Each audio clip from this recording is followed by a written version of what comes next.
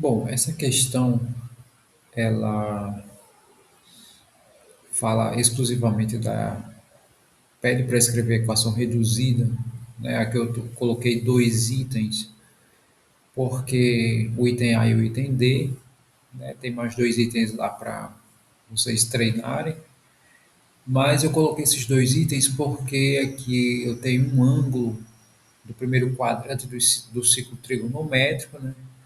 O ciclo trigonométrico ele possui quatro quadrantes, né? Então, de 0 a 90 graus.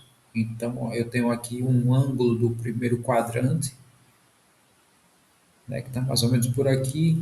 E aqui eu tenho um ângulo do segundo quadrante.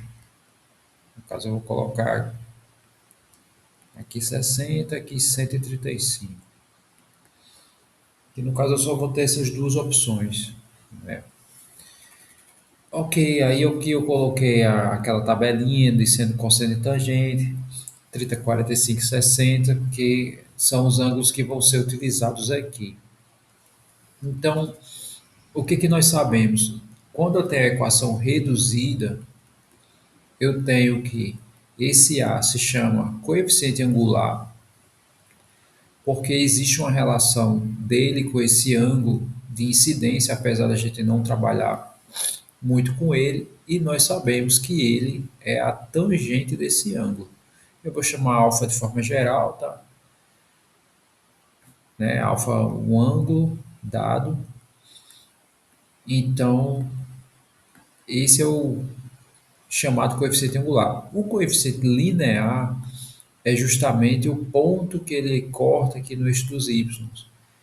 Então, esse item A ele está mais simples do que o B, porque aqui ele dá o ponto que ele corta, né? Ou seja, esse cara aqui é o B, é o coeficiente angular, desculpa, é o coeficiente linear. E se eu aplicar aqui a tangente em 60 graus, eu vou saber que é o meu coeficiente angular.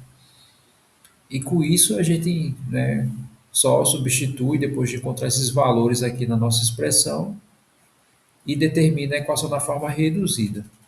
Então, olhando na tabela, a tangente de 60 é raiz de 3 e ele corta aqui o menos 3 no eixo y. Automaticamente, a equação da reta na forma reduzida vai ser escrita da seguinte forma: vai ser raiz de 3 vezes x menos 3.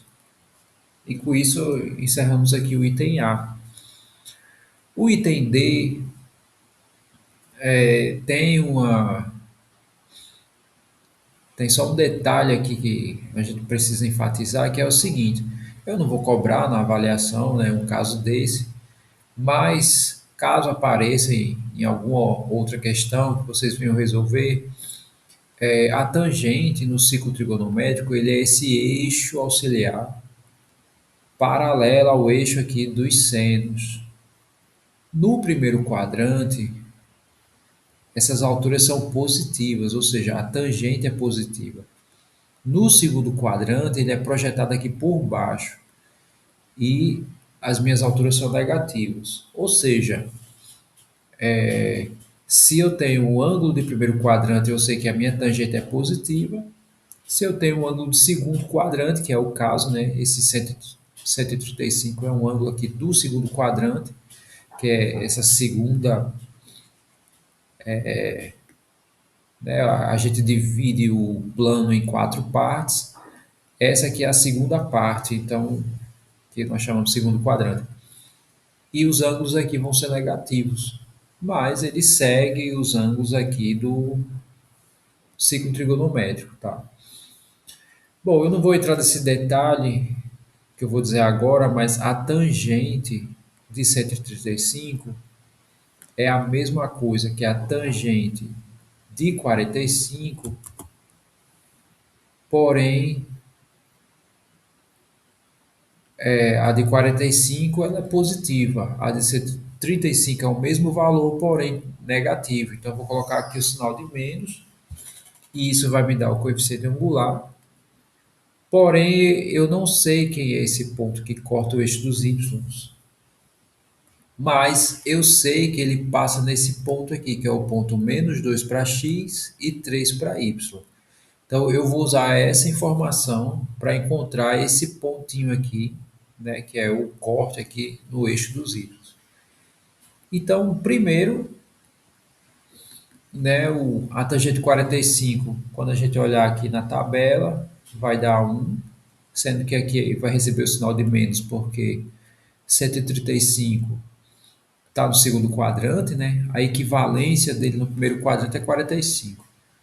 Então aqui vai dar menos 1, o coeficiente angular desse item D, e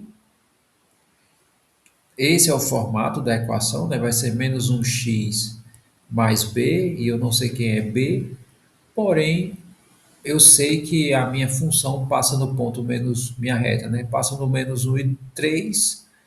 Então, quando eu trocar o x por menos 2, meu y obrigatoriamente vai ter que ser 3. E é isso que faz com que a gente encontre esse b. Então, eu vou fazer essa substituição, que é, quando o y for 3, o x vai ter que ser menos 2.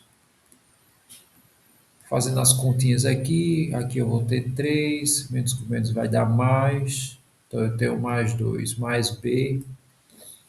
Tá, basta passar esse cara para o outro lado, né, para o lado esquerdo. Ele aqui do lado direito é positivo, do lado esquerdo ele vai ser negativo.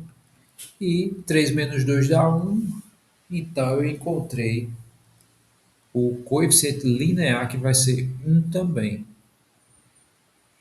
Então, a equação na forma reduzida vai ficar da seguinte forma.